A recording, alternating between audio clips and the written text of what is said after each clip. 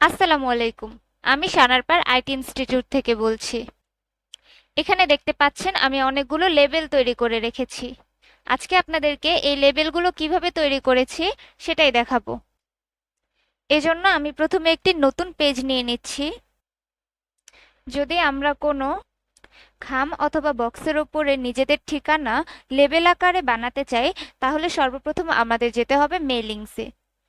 মেইলিংসের মাধ্যমে আমরা নাম অথবা ঠিকানা লেবেল আকারে বানাতে পারবো এবং পরবর্তীতে সেটা প্রিন্ট করে আমরা ওইটা বক্সের উপরে আঠা দিয়ে লাগাতে পারবো।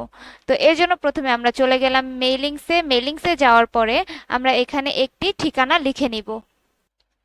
এরকম করে প্রথমে আমরা আমাদের নাম অথবা ঠিকানা অথবা যেটা আমরা প্রিন্ট করে রাখতে চাই লেবেলের মধ্যে সেই জিনিসটা লিখে নিব। এরপরে আমরা এটাকে সিলেক্ট করব। সিলেক্ট করার পরে আমরা মেইলিংসের দ্বিতীয় যে অপশনটি আছে লেবেল, এখানে ক্লিক করব। লেবেলে ক্লিক করার পরে এই যে আমাদের এখানে শো করছে অ্যাড্রেস। এখন আমরা যদি এভাবে পেজের মধ্যে না লিখে একেবারে লেবেলে লিখতে চাই, তাহলে সেম একইভাবে আমরা লেবেলে প্রথমে ক্লিক করব এবং এই জায়গাটাতে আমরা আমাদের আহ, কাঙ্ক্ষিত যেই ঠিকানাটা অথবা নাম থাকবে সেটা লিখে নিব। লিখে নেওয়ার পরে আমরা যদি প্রিন্টে দেই তাহলে আমাদের এটা প্রিন্ট হয়ে বের হয়ে যাবে। আর যদি আমরা এরকম করি যে আমাদের মতো সাজাতে চাই, তখন আমরা অপশনে ক্লিক করব। অপশনে ক্লিক করার পরে এখান থেকে আমাদের অনেক ধরনের নাম্বার থাকবে। এখান থেকে আমরা খুঁজবো হচ্ছে A1 কোন জায়গায় আছে। তো আমাদের এখানে A1 আছে এখানে।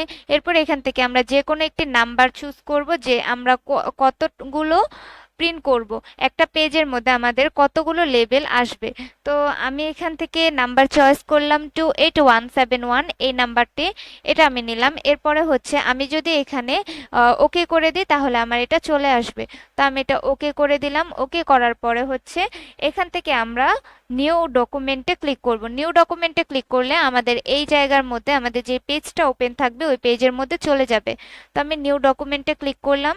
এই যে এখানে আমাদের সবগুলো লেবেল চলে এসছে।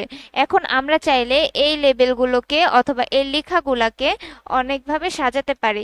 এটাকে আমরা হোম থেকে বোল্ড, ইটালিক, আন্ডারলাইন অথবা আমরা এখান থেকে কালারও করতে পারবো খুব সহজেই।